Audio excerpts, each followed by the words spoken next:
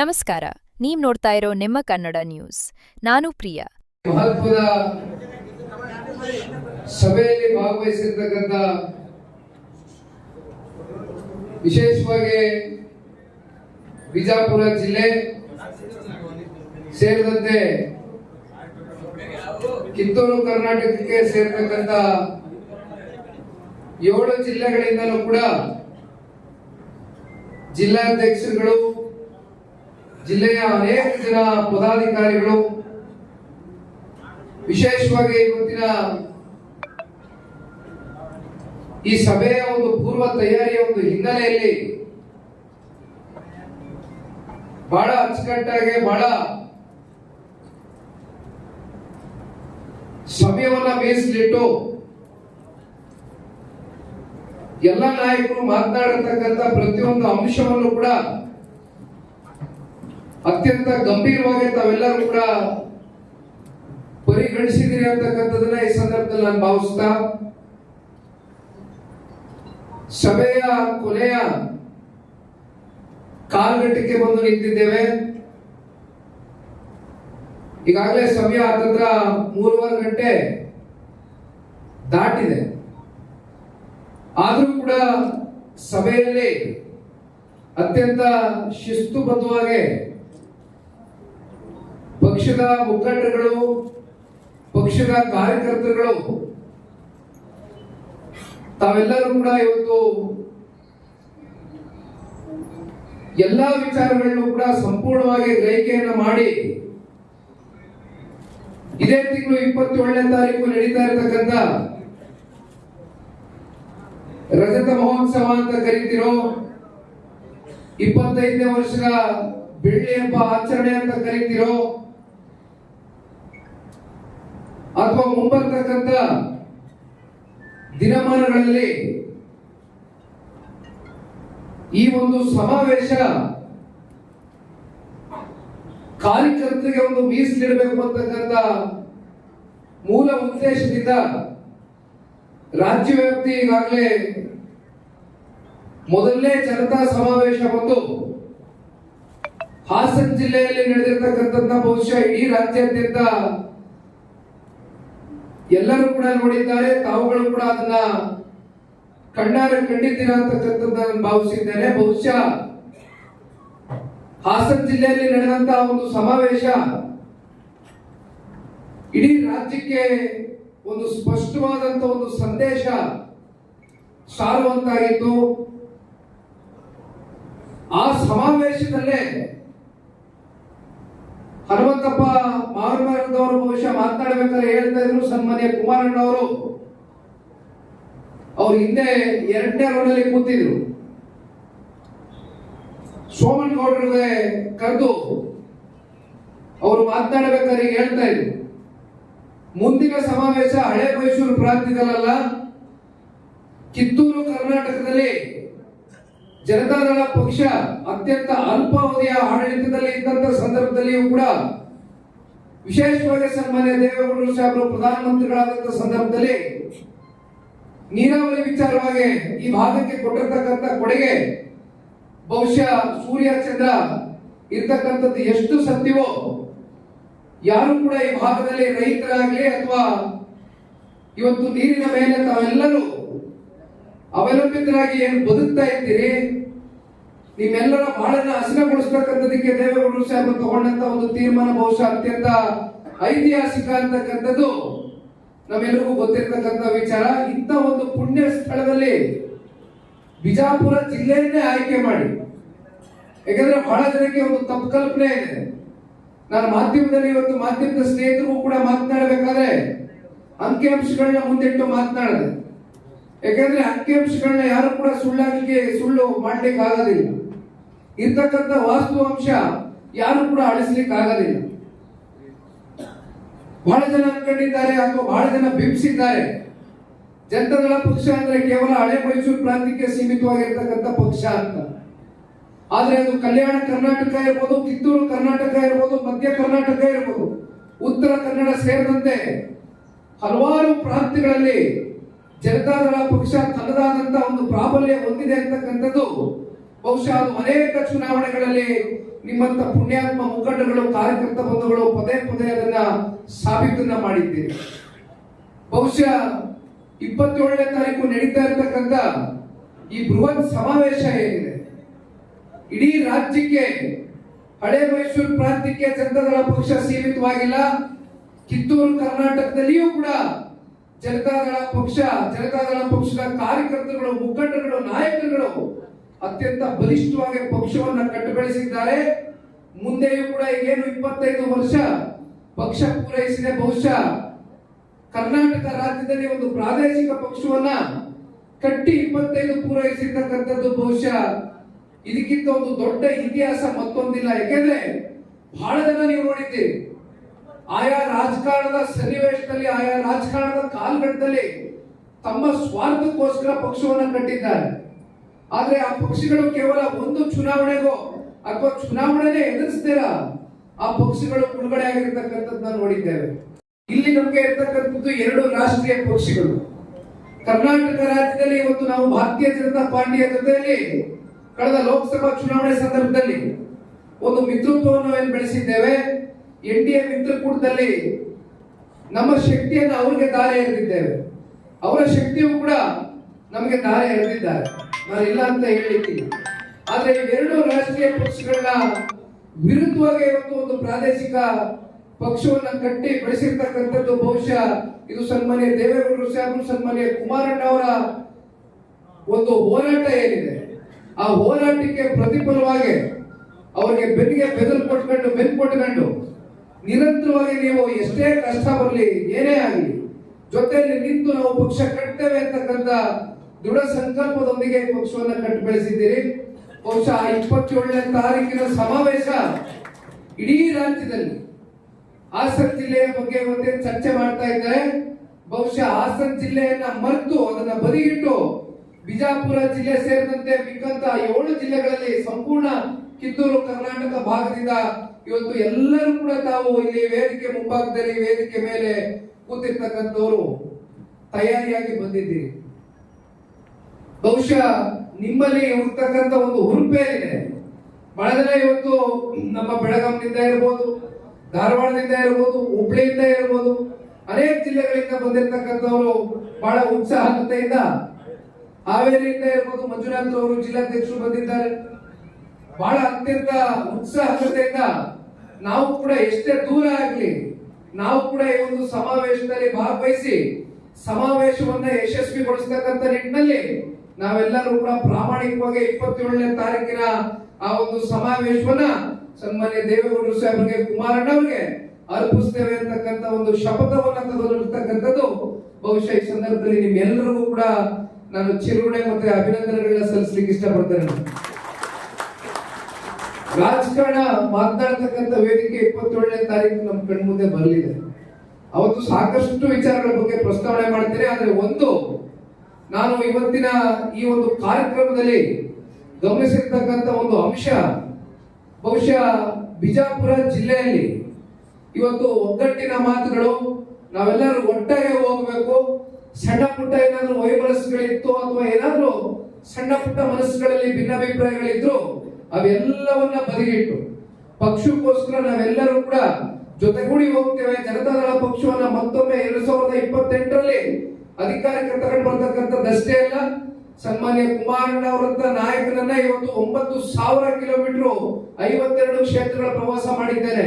ಅದರಲ್ಲಿ ಸೋಮನ್ ಗೌಡ್ರು ಅವರ ಕ್ಷೇತ್ರಕ್ಕೆ ಕರ್ಕೊಂಡು ಹೋಗಿದ್ರು, ರಾಜಣ್ಣ ಅವರು ಅವ್ರ ಕ್ಷೇತ್ರಕ್ಕೆ ಕರ್ಕೊಂಡು ಹೋಗಿದ್ದಾರೆ. ಬಹಳ ಅಚ್ಚುಕಟ್ಟಾಗಿ ಕಾರ್ಯಕ್ರಮ ನೆರವೇರಿಸಿದ್ದಾರೆ. ಮತ್ತೆ ನಾನು BD ಪಾಟೀಲ್ ಬಗ್ಗೆ ಹೇಳಲೇಬೇಕಾಗ್ತದೆ.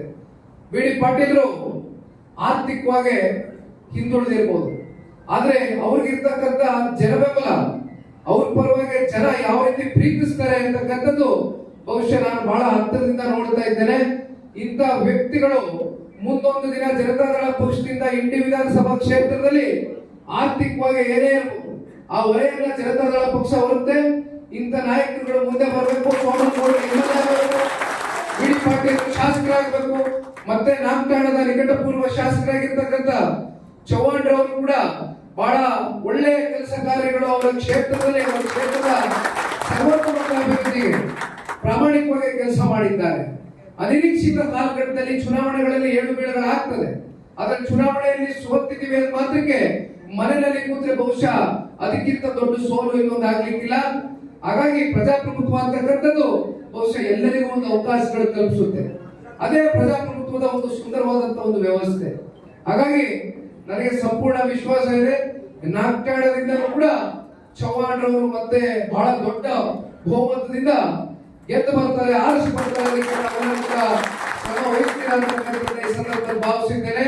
ಜೊತೆಯಲ್ಲಿ ಸುನೀತಮ್ಮನವರು, ನಾನು ಮಾತಾಡಲೇಬೇಕು, ಮಹಿಳೆಯರು ಮಾತನಾಡಿದ್ರೆ ಕೂಡ ಇವತ್ತು ಈ ಒಂದು ಕಾರ್ಯಕ್ರಮ ಒಂದು ರೀತಿ ಪೂರ್ತಿ ಆಗ್ತದೆ, ದಯಮಾಡಿ ಮಾತಾಡಿ ಅಂತಕ್ಕಂಥದ್ದು ಕೇಳಿದಾಗ ಅವರು ಕೂಡ ಸೂಕ್ಷ್ಮವಾಗಿ ಒಂದೆರಡು ವಿಚಾರಗಳನ್ನ ಮುಂದಿಟ್ಟಿದ್ದಾರೆ. ಸುನೀತಮ್ಮನವ್ರನ್ನ ನಾನು ಕರೆದು ಬೆಂಗಳೂರಲ್ಲಿ ಅವ್ರು ನನಗೆ ಸಮಯ ಕೇಳಿದಾಗ ಕೂತ್ಕೊಂಡು 1 ಗಂಟೆ ಸುದೀರ್ಘವಾಗಿ ಮಾತನಾಡಿದ್ದೇವೆ. ಜೊತೆಯಲ್ಲಿ ನಮ್ಮ ಚವ್ಹಾಣ್ ಅವರು ಕೂಡ ನಾವು ಕುಮಾರಣ್ಣವರೆಲ್ಲ ಕೂತು ಒಂದ್ ಸ್ವಲ್ಪ ಜಿಲ್ಲೆ ಮತ್ತೆ ಕ್ಷೇತ್ರದ ಮುಂದಿನ ಸಂಘಟನೆಯ ದೃಷ್ಟಿಯಿಂದ ಸ್ವಲ್ಪ ಸಮಯ ತೆಗೆದುಕೊಂಡು ನಾವು ಮಾತನಾಡಬೇಕು ಅಂತಕ್ಕಂಥದ್ದು ಮತ್ತೆ ಕೂತಾಗ ನನ್ನ ಕಿವಿಗೆ ಹಾಕಿದ್ದಾರೆ. ಖಂಡಿತವಾಗ್ಲೂ ಎಲ್ಲ ಕೂತ್ಕೊಳ್ತೀವಿ, ಎಲ್ಲ ಕೂತು ಎಲ್ಲ ಸೇರಿದಾಗಲೇ ಜನತಾದಳ ಪಕ್ಷವನ್ನ ದಡಕ್ಕೆ ಮುಟ್ಟಿಸ್ತಕ್ಕಂಥದಕ್ಕೆ ಸಾಧ್ಯ. ಬಹಳ ಜನ ಮಾತಾಡ್ಬೇಕಾದ್ರೆ ಮಾತು ಹೇಳ್ತಾ ಇದ್ರು, ಏನ್ ಇಷ್ಟ ಬೇಗ ಸಮಾವೇಶ ಮಾಡ್ತಾ ಇದ್ರಲ್ಲ ಜನತಾದಳದವರು ಅನ್ನೋದು ಬಹುಶಃ ನಮ್ಮ ಅಕ್ಕಪಕ್ಕದಲ್ಲಿ ಇರ್ತಕ್ಕಂಥ ಪಕ್ಷಗಳಿಗೆ ಒಂದು ಪ್ರಶ್ನೆ ಮೂಡಿದೆ. ಆದ್ರೆ ಇವತ್ತು ಈ ಸಮಾವೇಶಗಳು ನಡೀತಾ ಇರ್ತಕ್ಕಂಥದ್ದು ರಾಜಣ್ಣ ಅವ್ರು ತಾವು ಮಾತಾಡ್ಬೇಕಾದ್ರೆ ಹೇಳಿದ್ರೆ ಇಟ್ಕೊಂಡೆ. ನಾನು ಅನೇಕ ಬಾರಿ ಹೇಳ್ತಾ ಇರ್ತೇನೆ, ವಿಧಾನಸಭಾ ಚುನಾವಣೆ, ಸಂಸತ್ ಚುನಾವಣೆ ಬಂದಾಗ ಮನೆ ಮಠ ಬಿಟ್ಟು ಅನೇಕ ತ್ಯಾಗಗಳು ಮಾಡ್ತೀರಿ. ನಮ್ಮ ನಾಯಕರಿಗೆ ಗೆಲ್ಲಬೇಕು, ನಮ್ಮ ಪಕ್ಷ ಅಧಿಕಾರಕ್ಕೆ ಬರಬೇಕು, ನಮ್ಮ ಕ್ಷೇತ್ರದಲ್ಲಿ ನಿಂತಿರ್ತಕ್ಕಂಥ ಅಭ್ಯರ್ಥಿಗಳು ಗೆಲ್ಲಬೇಕು, ಅವ್ರು ಗೆದ್ರೆ ನಾವು ಗೆದ್ದಂತೆ, ಅವ್ರು MLA ಆದ್ರೆ ನಾನು MLA ಆದಂತೆ, ಅವ್ರು MP ಆದ್ರೆ ನಾನು MP ಆದಂತೆ ಅಂತ ಪ್ರಾಮಾಣಿಕವಾಗಿ ಯಾವುದೇ ನಿರೀಕ್ಷೆಗಳಿಲ್ದಿರ, ಅಪೇಕ್ಷೆಗಳಿಲ್ದಿರ ದುಡಿತಕ್ಕಂಥ ಕಾರ್ಯಕರ್ತರ ಚುನಾವಣೆ ಈ ವರ್ಷ ನಡೀತಾ ಇದೆ. ಈಗ ಮಾತನಾಡ್ಬೇಕಾರೆಲ್ಲ ಹೇಳ್ತಾ ಇದ್ರು, ಬಹುಶಃ 2018ರಲ್ಲಿ ಸನ್ಮಾನ್ಯ ಕುಮಾರಣ್ಣ ಅವರು ಯಾವಾಗಲೂ ಕೂಡ ಈ ಹಿಂಬಾಗಿಲಿಂದ ರಾಜಕಾರಣ ಮಾಡ್ತಕ್ಕಂಥದ್ದು ಅಥವಾ ಇನ್ಯಾರನ್ನೋ ಕುತಂತ್ರದಿಂದ ರಾಜಕಾರಣ ಮಾಡ್ತಕ್ಕಂಥವ್ರು ಅಲ್ಲ ಅನ್ನೋದಕ್ಕೆ ಒಂದು ಸಣ್ಣ ಉದಾಹರಣೆ. ಅವತ್ತೇನೋ ಹಿಂದಿನ ಮುಖ್ಯಮಂತ್ರಿಗಳು ಚಾಮುಂಡೇಶ್ವರಿಯಲ್ಲೂ ನಿಂತ್ಕೊಂಡ್ರು, ಬಾದಾಮಿನಲ್ಲೂ ಸ್ಪರ್ಧೆ ಮಾಡಿದ್ರು. ಅವತ್ತು ಕುಮಾರಣ್ಣ ಅವ್ರು ಏನಾದ್ರು ಒಂದು ಸ್ವಲ್ಪ ಸ್ಲೋ ಡೌನ್ ಆಗಿದ್ದಿದ್ರೆ, ನಮ್ಮ ಹನುಮಂತಣ್ಣ ಅವ್ರು ಏನಾದ್ರು ಒಂದು ಸ್ವಲ್ಪ ತಗೊಳ್ತಕ್ಕಂಥ ಮತಗಳು 24,000 ತಗೊಂಡ್ರಣ್ಣ, 24,000 ಅಲ್ವೇ, 24,000 ಮತಗಳಲ್ಲಿ ಅದೇನಾದ್ರು ಒಂದು ಸ್ವಲ್ಪ ಅವ್ರು ಹಿಂಸರ್ದು ಕುತಂತ್ರದ ರಾಜಕಾರಣಕ್ಕೆ ಏನಾದ್ರು ಸನ್ಮಾನ್ಯ ಕುಮಾರಣ್ಣ ಹೋಗಿದ್ದೇ ಆಗಿದೆ. ಯಾಕೆಂದ್ರೆ ಅವ್ರು ಯಾವಾಗ್ಲೂ ನೇರವಾಗಿ ಗಡ್ಡದೆ ಇರ್ತಕ್ಕಂಥ ಒಬ್ಬ ವ್ಯಕ್ತಿತ್ವ, ನೇರವಾಗಿ ಹೋರಾಟ ಮಾಡ್ತಾರೆ. ಅವತ್ತೇನಾದ್ರು ಕುಮಾರಣ್ಣ ಅವರು ಕರೆದು ಬೇಕಾದ್ರೆ ಹನುಮಂತಣ್ಣಗೆ ಹೇಳ್ಬೋದಾಗಿತ್ತು, ಹನುಮಂತಣ್ಣ ಕುಮಾರಣ್ಣ ಗೊತ್ತಿದ್ದ ಏನೂ ಇಲ್ಲ, ಪ್ರಪಂಚದಲ್ಲಿ ಏನಾಗ್ತಾ ಇದೆ, ಯಾವ ರಾಜ್ಯದ ಮೂಲೆಯಲ್ಲಿ ಏನಾಗ್ತಾ ಇದೆ, ಎಲ್ಲ ವಿಚಾರಗಳು ಕೂಡ ಕುಮಾರಣ್ಣ ಗೊತ್ತಿರುತ್ತೆ. ಆದ್ರೂ ಕೂಡ ಅವರು ಕುಮಾರಣ್ಣ ಅವರು ಯುವಕ ಇದ್ದಾನೆ, ಸಂಘಟನೆಗಾರ ಇದ್ದಾನೆ, ಇಂಥ ಒಬ್ಬ ಯುವಕ ವಿಧಾನಸೌಧ ಮೆಟ್ಲು ಹತ್ತಬೇಕು, ಸದನದೊಳಗೆ ಇರ್ಬೇಕು, ಇಂಥವ್ರು ಅಂತಕ್ಕಂಥ ತೀರ್ಮಾನವನ್ನ ಮಾಡಿ ಅವ್ರ ಪರವಾಗಿ ಬಂದು ಚುನಾವಣೆಯಲ್ಲಿ ಹೆಚ್ಚಾಗಿ ಸಮಯವನ್ನ ಮೀಸಲಿಟ್ಟು ಅವತ್ತೇನಾದ್ರೂ ಅವರು ಸ್ವಲ್ಪ ಆಲೋಚನೆ ಮಾಡಿದ್ರೆ ಬಹುಶಃ 18ರಲ್ಲಿ ಇವತ್ತಿನ ಮುಖ್ಯಮಂತ್ರಿಗಳ ರಾಜಕಾರಣದ ಜೀವನ ಅವತ್ತಿಗೆ ಅಂತ್ಯ ಆಗುವುದು. ಆದ್ರೆ ಯಾವತ್ತೂ ಆ ರೀತಿ ಕುಮಾರಣ್ಣ ಅವರು ಆಲೋಚನೆ ಮಾಡಿಲ್ಲ.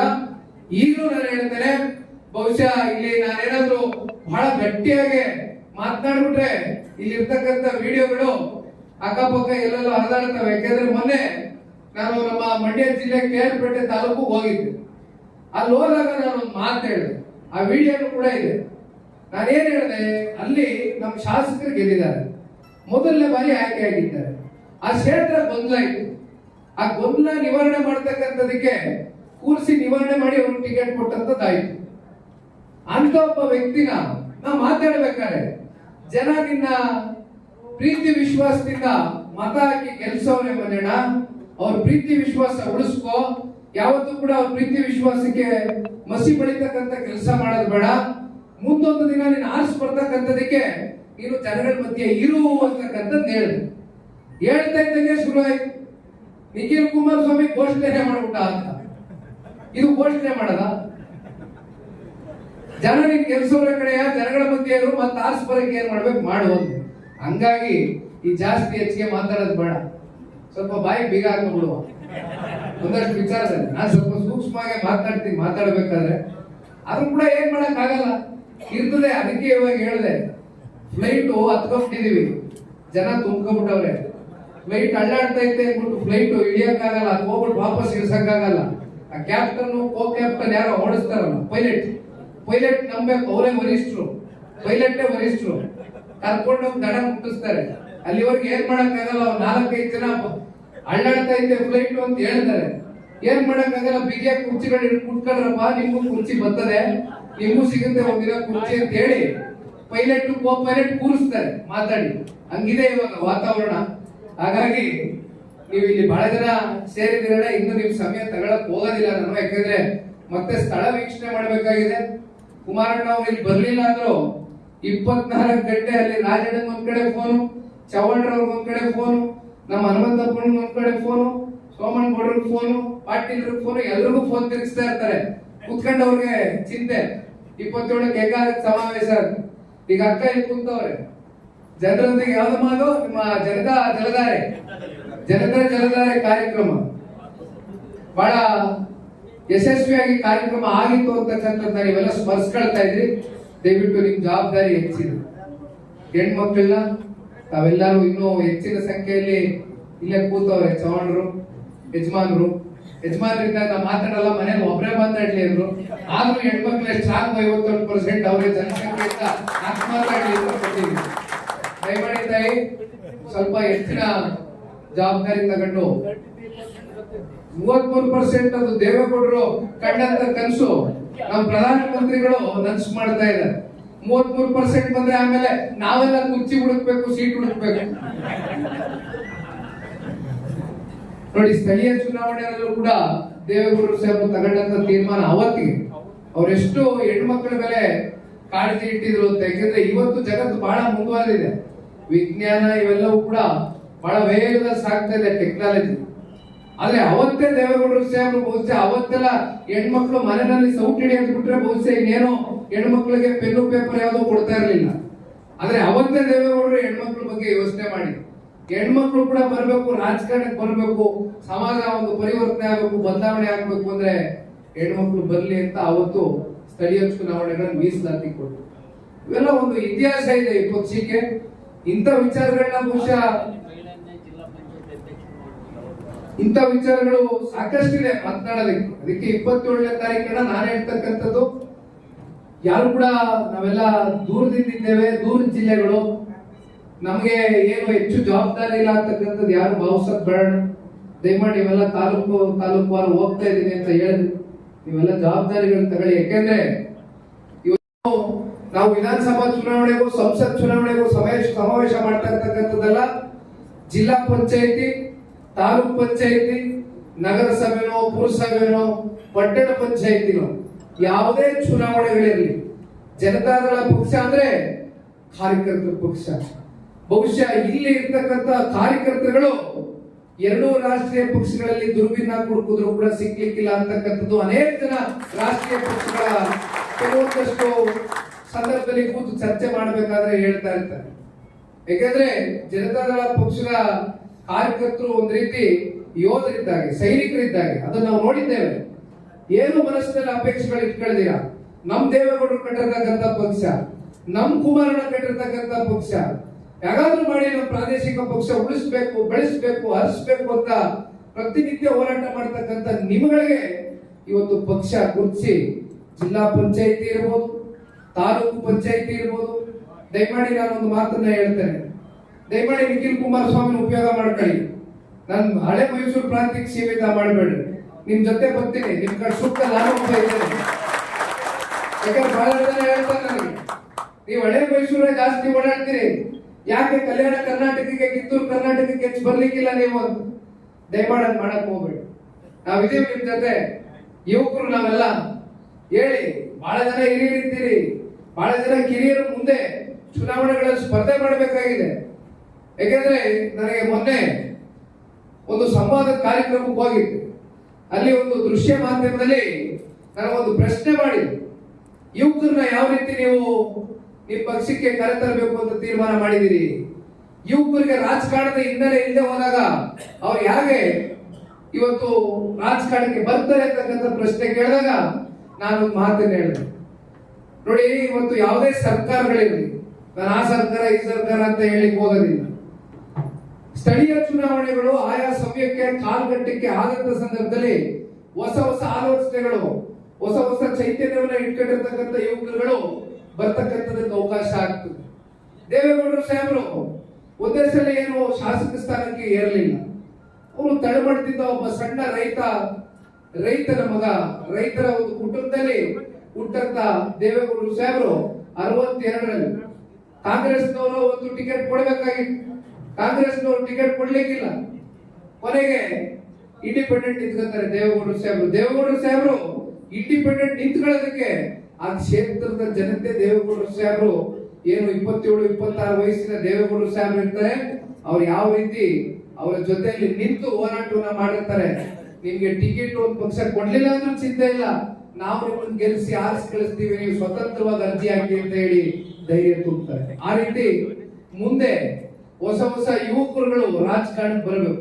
ಅದು ಗ್ರಾಮ ಪಂಚಾಯತಿ ವೇದಿಕೆ ಆಗ್ಬೋದು, ಜಿಲ್ಲಾ ಪಂಚಾಯತಿ ವೇದಿಕೆ ಆಗ್ಬೋದು, ತಾಲೂಕು ಪಂಚಾಯತಿ ವೇದಿಕೆಗಳಾಗ್ಬೋದು. ದಯಮಾಡಿ ಎಲ್ಲರೂ ಕೂಡ ಹಂತವಾಗಿ ಬೆಳೆದು ಬರಬೇಕಾಗ್ತದೆ. ಇವತ್ತು ನಾನು ಇಂಥ ಹಿನ್ನೆಲೆಗೆ ಸೇರಿರ್ತಕ್ಕಂಥ ಒಬ್ಬ ವ್ಯಕ್ತಿ ಆದ್ರೂ ಕೂಡ ನನ್ನ 3 ಚುನಾವಣೆಗಳು ಬಹುಶಃ ನೀವು ಎಷ್ಟು ಅರ್ಥ ಮಾಡ್ಕೊಂಡಿದ್ದೀರಿ ಅನ್ನೋ ಗೊತ್ತಿಲ್ಲ. ಸಂಪೂರ್ಣ ಸಚಿವ ಸಂಪುಟ ಬಂದು ನಿಖಿಲ್ ಕುಮಾರಸ್ವಾಮಿ ಯಾರಾದ್ರೂ ಮಾಡಿ ವಿಧಾನಸೌಧ ಮೆಟ್ಲಂತಂದ್ರೆ ಕಷ್ಟ, ಇಲ್ಲಿ ಮೈಕ್ ಕೊಟ್ರೆ ಉದ್ದ ಭಾಷಣ ಮಾಡ್ತಾನೆ, ಸದನದ ಒಳಗಡೆ ಮಾತ್ರ ಬಿಡಬಾರ್ದವ್ರಿಗೆ ಅಂತ ಒಬ್ಬ ನೋಡ್ಕೊಂಡಿದ್ದಾರೆ. ಚೆನ್ನಾಗಿ ಸದನದ ಒಳಗಡೆ ಹೋಗ್ತಾ ಇರೋ ಮುಂದೊಂದು ದಿನ ನಾವು ನೀವೆಲ್ಲರೂ ಒಟ್ಟಾಗಿ ಸದನ ಹೋಗೋಣ, ಆ ಸಮಯ ಬರ್ತದೆ. ಇವತ್ತು ನಮ್ಮ ದೇವರಿಪಿರಿಗೆ ಕ್ಷೇತ್ರದ ಏಕೈಕ ಶಾಸಕರು ರಾಜಗೌಡರು ಬಹಳ ಅಚ್ಚುಕಟ್ಟಾಗಿ ಇವತ್ತಿನ ಈ ಕಾರ್ಯಕ್ರಮದ ಜವಾಬ್ದಾರಿಯನ್ನು ಹೊತ್ತು ಯಶಸ್ವಿಗೊಳಿಸಿದ್ದಾರೆ. ಜೊತೆಯಲ್ಲಿ ನಮ್ಮ ಸಿಂದಗಿ ಇರ್ಬೋದು, ಬಬಲೇಶ್ವರ ಇರ್ಬೋದು, ಅಥವಾ ಮುದ್ದೇಬಿಹಾಳ ಇರ್ಬೋದು, ಯಾವುದೇ ಕ್ಷೇತ್ರಗಳಿರ್ಲಣ್ಣ, ಯಾರು ಕೂಡ ನಮಗೆ ಅಲ್ಲಿ ನಾಯಕರಿಲ್ಲ ಕ್ಷೇತ್ರದಲ್ಲಿ, ನಮ್ಮ ನೋಡ್ತಕ್ಕಂಥವ್ರು ಯಾರು ಇಲ್ಲ ಅಂತಕ್ಕಂಥ ಭಾವಿಸೋದು ಬೇಡ. ಪಕ್ಷ ಇದೆ, ನಾವಿದ್ದೇವೆ. ಪಕ್ಷದ ಜಿಲ್ಲೆಯ ಮುಖಂಡರುಗಳು, ನಾಯಕರುಗಳು ನಿಮ್ ಜೊತೆಯಲ್ಲಿದ್ದಾರೆ. ನಾಡಗೌಡರು ಸಾಹೇಬರು ಹಿರಿಯರಿದ್ದಾರೆ. ಅವ್ರು ಮಾತಾಡ್ಬೇಕಾದ್ರೆ ಬಹಳ ಸೂಕ್ಷ್ಮದ ಒಂದು ಮಾತು ಹೇಳಿದ್ರು. ಈಗ ನಾನು ಮಾತಾಡಬೇಕಾದ್ರೂ ಕೂಡ ಮಾಧ್ಯಮದ ಸ್ನೇಹಿತರು ನನಗೊಂದು ಮಾತು ಕೇಳಿ, ಎಂ ಪಿ ಪ್ರಕಾಶ್ ಅವ್ರ ಬಗ್ಗೆ ಅಣ್ಣ ಅವರು ನೆನೆಸ್ಕೊಂಡು, ಯಾಕಂದ್ರೆ ಬಹಳ ಜನ ಹೇಳ್ತಾರೆ ಇದು ಜನತಾದಳ ಪಕ್ಷ ಅಂದ್ರೆ ಒಂದ್ ಸಮುದಾಯಕ್ಕೆ ಸೀಮಿತವಾಗಿರ್ತಕ್ಕಂಥ ಪಕ್ಷ. ಬಹುಶಃ ಯಾವ್ದಾದ್ರೂ ಪಕ್ಷ ಸಾಮಾಜಿಕವಾಗಿ, ರಾಜಕೀಯವಾಗಿ ಶಕ್ತಿಯನ್ನ ತಂದುಕೊಟ್ಟಿರ್ತಕ್ಕಂಥ ಪಕ್ಷ, ಯಾವುದೇ ಒಬ್ಬ ವ್ಯಕ್ತಿಯನ್ನ ಗುರುತಿಸಿ ಒಂದು ಉಪಮುಖ್ಯಮಂತ್ರಿ ಸ್ಥಾನದಲ್ಲಿ ಕೂರಿಸಿರ್ತಕ್ಕಂಥ ಪಕ್ಷ ಇದ್ರೆ ಅದು ಸನ್ಮಾನ್ಯ ದೇವೇಗೌಡರು ಸಾಹೇಬರ ಚಿಂತನೆಗಳು. ಅವ್ರು ಕಟ್ಟಿರ್ತಕ್ಕಂಥ ಜನತಾದಳ ಪಕ್ಷ. ಸಣ್ಣ ಉದಾಹರಣೆ ಕೊಟ್ಟು ನಾಡಗೌಡರು ಸಾಹೇಬ್ ಬಹುಶಃ ಅವರು ಒಂಥರ ಎನ್ಸೈಕ್ಲೋಪೀಡಿಯಾ ಇದ್ದಂಗೆ ರಾಜಕಾರಣದಲ್ಲಿ. ಅವ್ರ ಭಾಷಣಗಳು ನಾವು ಕೇಳ್ತಾ ಇರ್ತೀವಿ, ಬಹಳ ಸೂಕ್ಷ್ಮವಾಗಿ ವಿಚಾರಗಳನ್ನ ತಿಳ್ಕೊಳ್ತಾ ಇರ್ತೀವಿ. ಯಾಕಂದ್ರೆ ನಾವೆಲ್ಲ ಇನ್ನು ಹುಡುಗರುಗಳು, ಬೆಳಿಬೇಕಾಗಿರ್ತಕ್ಕಂಥ ಹುಡುಗರುಗಳು. ಹಾಗಾಗಿ ನಾಡಗೌಡರು ಸಾಹೇಬ್ ಇರ್ಬೋದು, ಜೊತೆಲಿ ಮತ್ತೆ ಚವ್ಹಾಣರು ಇರ್ಬೋದು, ಸೋಮಣ್ಣಗೌಡರು ಕೂಡ ಅವರು ಮಾತಾಡ್ತಾ ಹೋದ್ರೆ ಬಹಳ ಹೃದಯಕ್ಕೆ ನಾಟ್ತಕ್ಕಂಥ ವಿಚಾರಗಳನ್ನೇ ಮಾತಾಡ್ತಾರೆ. ಇವತ್ತು ಬಹಳ ಸೊಗಸಾಗಿ ಮಾತಾಡೋದು. ಮತ್ತೆ JP ಭವನದಲ್ಲಿ ಅವ್ರು ಮಾತಾಡ್ಬೇಕಾದ್ರೂ ಕೂಡ ನಾನು ಕೇಳ್ತಾ ಇದ್ದೆ. ಬಹುಶಃ ಮಾತು ಅಂತಕ್ಕಂಥದ್ದು ಯಾವತ್ತ ಮನುಷ್ಯನಿಗೆ ಬರುತ್ತೆ ಅಂದ್ರೆ ಜೀವನದಲ್ಲಿ ಒಂದು ಅನುಭವ ಆಗಬೇಕು, ರಾಜಕಾರಣದ ಅನುಭವ ಆಗಬೇಕು. ಪ್ರತಿನಿತ್ಯ 24 ತಾಸು ಜನಗಳ ಸಮಸ್ಯೆಗಳು, ಜನಗಳ ಪರಿಸ್ಥಿತಿಯನ್ನ ಆಲಿಸ್ತಕ್ಕಂಥ ನಾಯಕರಿಗೆ ಮಾತ್ರ ವಾಕ್ಚಾತುರ್ಯ ಭಗವಂತ ಕೊಡ್ಲಿಕ್ಕೆ ಸಾಧ್ಯ. ಹಾಗಾಗಿ ಇನ್ನೊಂದ್ ಕಡೆ ನಮ್ಮ ಹನುಮಂತಪ್ಪ ಮಾವಿನ ಅವರು ಬಿಜಾಪುರಕ್ಕೆ ಬಂದಾಗ ನೀವೇನು ಅವ್ರಿಗೆ ಆ ಒಂದು ಸಮಾವೇಶದಲ್ಲಿ ದೊಡ್ಡ ಮಟ್ಟದ ಒಂದು ಜನಸಾಗರವನ್ನ ಸೇರಿಸಿ ಬಹುಶಃ ಅವ್ರಿಗೆ ಅವ್ರ ಜೀವನದಲ್ಲಿ ಒಂದು ಉಡುಗೊರೆಯಾಗಿ ಕೊಡ್ತಕ್ಕಂಥದಕ್ಕೆ ನಮ್ಗೆ ನಿಮ್ಗೆ ಎಲ್ಲರಿಗೂ ಕೂಡ ಒಂದು ಸುವರ್ಣವಾದಂತ ಒಂದು ಅವಕಾಶ. ಹಾಗಾಗಿ ಹೆಚ್ಚು ದಿನ ಕೂಡ ನಮ್ಗೆ ಬಾಕಿ ಇಲ್ಲ. ಬೇರೆ ನಿಮಗೆ ಪಕ್ಷದ ವತಿಯಿಂದ ನಾವು ಯಾವ ರೀತಿ ಸಹಕಾರ ಕೊಡಬೇಕು ಎಲ್ಲ ರೀತಿ ಸಹಕಾರ ಕೊಡ್ತೀವಿ. ಅದು ಮತ್ತೆ ಇವತ್ತು ಈ ನಮ್ಮ ಏನು ಫೀಲ್ಡ್ ಎಲ್ಲಿ ಮಾಡ್ಕೊಂಡಿದೀವಿ ಅದು ನೋಡ್ತಾ ಬಂದ್ಮೇಲೆ ಮತ್ತೊಂದು 25-30 ಜನ ಪ್ರಮುಖರೆಲ್ಲ ಕೂತ್ಕೊಂಡು ಚರ್ಚೆ ಮಾಡ್ತೇವೆ. ಎಲ್ಲಾ ರೀತಿ ಜನತಾದಳ ಪಕ್ಷ ನಿಮ್ ಜೊತೆಯಲ್ಲಿ ಇರುತ್ತನ. ದಯಮಾಡಿ ಈ ಕಾರ್ಯಕ್ರಮ ನಿಮ್ ಕಾರ್ಯಕ್ರಮ, ಈ ಕಾರ್ಯಕ್ರಮ ಕಾರ್ಯಕರ್ತರ ಜವಾಬ್ದಾರಿ. ಈ ಕಾರ್ಯಕ್ರಮ ಮಾಡ್ತಾ ಇರೋದು ಕಾರ್ಯಕರ್ತರಿಗೆ ಈ ವರ್ಷ ನಡೀತಾ ಇರತಕ್ಕಂಥ ಚುನಾವಣೆಯಲ್ಲಿ ಅಧಿಕಾರವನ್ನು ಕೊಡಿಸ್ತಕ್ಕಂಥದಕ್ಕೆ ನಿಮಗೋಸ್ಕರ ಕಾರ್ಯಕ್ರಮ ಮಾಡ್ತಾ ಇದ್ದೇವೆ. ದಯಮಾಡಿ ಜನತಾದಳ ಪಕ್ಷದ ಈ ಜಿಲ್ಲೆಯ ಎಲ್ಲ ಕಾರ್ಯಕರ್ತ ಬಂಧುಗಳು, ಮುಖಂಡರು, ನಾಯಕರುಗಳು ಇವತ್ತು ಬಹಳ ದೊಡ್ಡ ಸಂಖ್ಯೆ ಅಂತ ನಾನು ಹೇಳಲಿಕ್ಕೆ ಹೋಗೋದಿಲ್ಲ. ಇಲ್ಲಿ ಕೂತಿರ್ತಕ್ಕಂಥವರೆಲ್ಲ ಪ್ರಭಾವಿಗಳು, ಎಲ್ಲ ಶಕ್ತಿಯುತರು, ಎಲ್ಲ ಒಬ್ಬೊಬ್ರು 1,000 ಜನ 2,000 ಕರ್ಕೊಂಡ್ ಬರ್ತಕ್ಕಂಥ ಶಕ್ತಿ ಇರ್ತಕ್ಕಂಥವ್ರು. ಹಾಗಾಗಿ ಇದು ಸಭೆ ಬಹಳ ಚೊಕ್ಕದಾಗಿ ನಡೆದಿದ್ರು ಕೂಡ ಸಭೆಯ ಮಹತ್ವ ಹೆಚ್ಚಿದೆ. ಹಾಗಾಗಿ ನಿಮ್ಮ ಜವಾಬ್ದಾರಿಗಳು ಅದಕ್ಕಿಂತ ಹೆಚ್ಚಿದೆ. ದಯವಿಟ್ಟು ನಿಮ್ಮ ಜವಾಬ್ದಾರಿ ನಮ್ಮ ಜವಾಬ್ದಾರಿಯನ್ನು ಅರ್ತು ಇನ್ನು ಕೇವಲ 10 ದಿನ ಇರ್ಬೋದು. ಇವತ್ತು 14ನೇ ತಾರೀಕು ಅಲ್ವಾ, ನಿನ್ನೆ ಶಿವರಾತ್ರಿ ಆಗಿದೆ, ಪವಿತ್ರವಾದಂತಹ ಹಬ್ಬ ಆಚರಣೆ ಮಾಡಿದೀವಿ. ಬಹುಶಃ ಶಿವರಾತ್ರಿಯಾಗಿ ಜಾಗರಣೆ ಆಗಿ ಎಲ್ಲ ಆಗಿದ್ರು ಕೂಡ ನೀವೆಲ್ಲ ಎದ್ದು ಬಂದಿದ್ದೀರಿ. ನಾನು ಬೆಳಗ್ಗೆ 5 ಗಂಟೆಗೆ ಮನೆ ಬಿಟ್ಟಿದ್ದೀನಿ ನಿಮ್ಗೋಸ್ಕರ. ದಯವಿಟ್ಟು ಯಶಸ್ವಿ ಮಾಡೋಣ ಕಾರ್ಯಕ್ರಮವನ್ನ.